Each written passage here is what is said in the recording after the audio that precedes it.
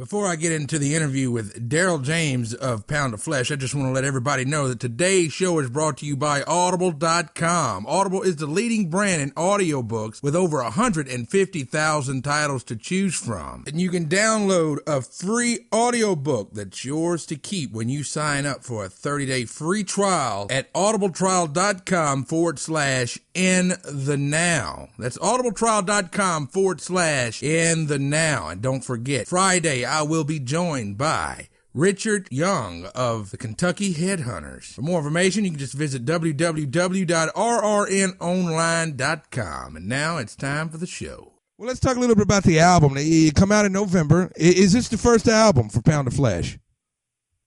No, this is the third album.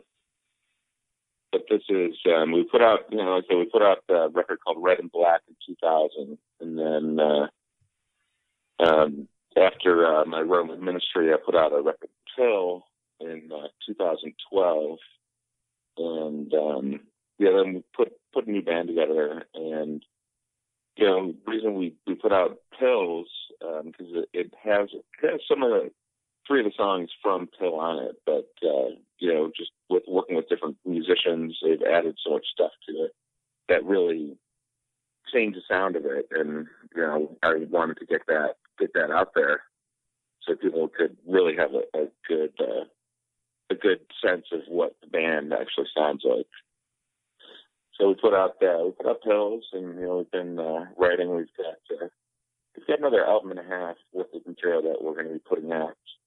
We're always writing more material, but right now we've been focusing on Pills, and we did a video for the one song, One Time Offer. And we released that came out December 10th, and we did an exclusive on Revolver Magazine's website. Yeah.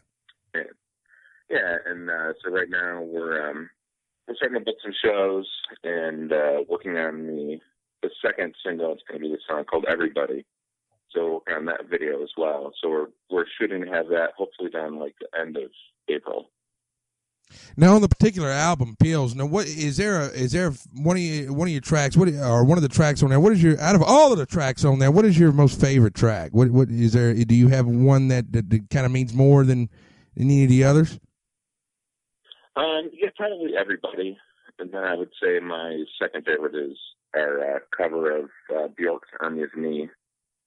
It was kind of a song that I wanted to do a while ago, but I don't know, just one thing never really worked out, but we started messing around with it as a band, and the whole thing just came together really cool. Yeah, now, as far as writing, Darrell, is there any kind of special inspiration you have to have, or is it something that kind of flows, or do you have to have something like happen into your life? I mean, basically, what's your inspirations behind writing? Is there any special ritual that you have to go through? Well, it depends. I mean, sometimes the lyrics will come first and the music will come first, but I mean, there's those fortunate times where everything just comes together at the same time, and you just kind of go with it. But I try to keep a little bit of a sense of humor to the music, and because some of it is kind of dark, and basically I've got a lot of issues with people being disrespectful and stuff, and instead of letting it drive me crazy, I put it in music, and that's my therapy. Yes, indeed. Now, when you were growing up, who were some of your influences as far as musically? I would say Iron Maiden, Van Halen. I used to listen to Rush quite a bit. I mean, that was, as a drummer, Neil Peart was God. Right. So, but I don't try to, when I'm writing Pound of Flesh music, I'm trying not to think of other bands or other songs and stuff, because it kind of, too many people do that, and then your songs sound like the other band, Right. So basically, I mean, coming up, you had the influence of Iron Maiden and everything, but you don't base your music off of those guys. It's pretty much your own creation, your own creation. So what are your thoughts on today's music? Do you have any thoughts on what kind of music has evolved into in the last couple of years? Yeah, I mean, I really haven't heard that much stuff that I really like. I mean, quite honestly, I mean, it's kind of, a lot of people have lost what the whole thing is about, I mean, there's too much screaming and noise going on, and they're kind of losing the whole fact that there should be some melody there, Right. And I guess that would be my biggest issue that I have with music that's been coming out. You were talking about the. Do you keep up with any of the music headlines or the music news of today? Do you pay any attention to any of that stuff? What's that? Do you pay attention to any of the headlines or the news or anything that as far as the music goes today? Yep. With the just real quick. I mean, I've been asking everybody your thoughts on. I don't know if you even care about it. I know I really didn't, but the thoughts on the Robin Thicke Pharrell copying off of Marvin Gaye. Did you see the headlines about that? Yeah. It's kind of ridiculous. Any thoughts? Well, I mean, I understand like what they're talking about. Like it has the same tempo, and there's some certain aspects of it that are similar to it. But I mean, everyone has got to. You've got to come up with your own thing and go with it. And it's one of the things too. Like when you're stealing other people's music or whatever, acknowledge it. I mean, what's his name? That Sam Smith. I mean, he ripped off Tom Petty. Right. Yeah. So I mean, at least he acknowledged that. But I mean, it's kind of like what was that other band? They did that Bittersweet Harmony. I can't think of the name of the band. Where they ripped off the Rolling Stones. Right. Yeah, I know what you're talking about. I know exactly what you're talking about. I can't name them neither. If you wouldn't have said nothing, I would have. Yes, indeed. It's just funny. I mean, I went to that because you were talking about how, you had your influences, but, you try not to sound like them. You want your own sound. You want to make your own. I mean, I don't know if you agree with this or not, but identity is the most important thing in music, especially, an identical. You got to find your own identity. You don't want to use somebody else's. You don't want to be a second rate. You want to be first rate. You want to be a right. Exactly. Now, exactly. It was like one of the best things that I've heard from people in the industry was from Howie Klein. He used to be the president over at Warner Brothers. When I started working with Al Turlington and producing some Pound of Flesh, he brought Howie in, and he was like, just don't worry about what's going on radio and what people are telling you. Go with your own thing, and let people know what you're doing and tell them why they need to have it. Right. I agree with that 110%. Now, as far as touring, and you were talking about some of your influences, have you had a chance to tour with anybody that maybe has been an influence to you? Well, I mean, when I was playing with Ministry, we played a bunch of festivals with Iron Maiden, where I kind of freaked out quite a bit. And we played with Slayer and some other big bands that I have so much respect for, and it was really cool to meet them and not have that dream shattered, because some people that you think that they're something, and then when you meet them, they're completely different and jerks or whatever. But Iron Maiden, actually at first I didn't know if I wanted to meet them because I didn't know how they were going to be. But they were totally cool and totally awesome. So that made me very, very happy. Yes, indeed. Now, did any of the guys from either Slayer or Iron Maiden, did they share any advice with you?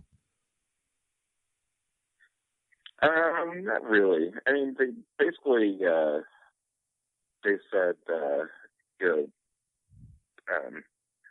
just to keep going no matter what. I mean, that was Bruce Dickinson from Iron Maiden, and said you got to go with your heart and do what you're doing. And he wasn't really a big ministry fan. Right. I guess there was some show that used to be on MTV when they actually had music shows, and I think it was Bruce Dickinson interviewed Al Jorgensen, and I guess it didn't go well. Oh, wow.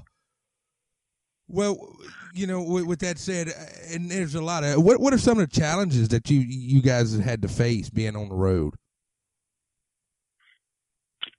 I guess one of the biggest challenges is you don't really have enough time in cities where you're traveling to actually like check it out and enjoy it and really kind of connect with the whole scene there. Because I think like one of the things that I was doing when I was trying with ministry was getting out. And, we still party quite a bit, but still getting out and doing radio and local stuff where you're actually connecting with people other than just getting up on stage and doing a show and going back to the bus. Right. Now, What was some of the, we'll go back to the album real quick. Is there anything that you would go back and change? No, definitely not. No, and I mean, that's something that through years of writing where it's kind of like you accept what you're putting out and, you deal with it. Of course, there are some spots in everything that I've put out that I could have totally changed it and made it different, but, there comes a point in time where you just have to stop it and, like they say with kids, with painting, put down the brushes and it's done. Because, I can be a perfectionist to the point of which is I found in the past where it's ruined some of the songs and, I put way too much stuff into it. And then when it's time to mix and master it, I end up having to delete tracks off of it and simplify it because there's just too much stuff going on. Yes, indeed. Nate, I mean, I'm sorry, go ahead. It's been, this is doing Pills. It was the first time that I actually recorded with the whole band. In the past, it was just me, and I had a guitarist that would come in and, play the leads. So, I play the regular rhythm guitar stuff, but I'm not a lead player. So, we'd have different guitarists come in and do the leads and stuff. But working with this band it's been amazing. I mean, I really lucked out with the musicians that I found, and everyone came together pretty easily, and everyone has a good time. There's no drama, and it's rock and roll. The whole thing, my whole attitude is let's put out some rock music. Let's put on some shows and have some fun, and don't worry about the egos and all that stuff. Because there's just too many. I worked with too many people in the past where it causes so many problems. Right, and, right.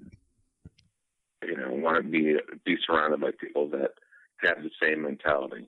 I mean, we're moving right along in 2015, but what are some of the goals for you and the band in 2015? Well, like we've got right now, we're working on we're doing a remix record that's going to come out probably in the summer. Right now, we're doing the video for the second single that we're going to release, Everybody. So we're going to be putting that out, like I said, probably the end of April. And we've been recording and working on the next record that we're planning on putting out in the fall.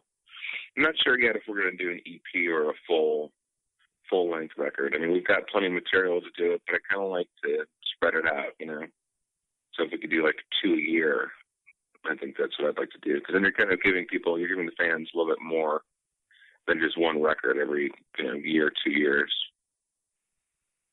Yes, indeed. And real quick before I let you go today, is there any advice that you could share with any young musicians out there that maybe want to follow in your footsteps? Well, definitely don't take crap from anyone. You're going to get told no by basically everyone, and don't get discouraged and let it bring you down.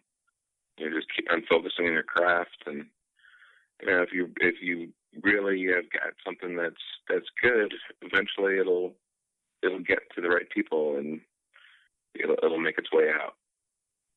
And so just keep positive and keep going forward.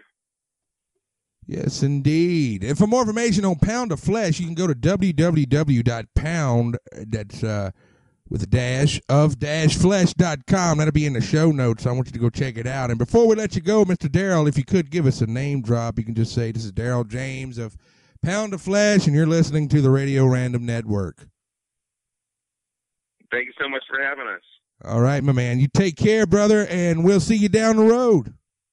All right. Sounds good, Russell. Take care. Support. You too.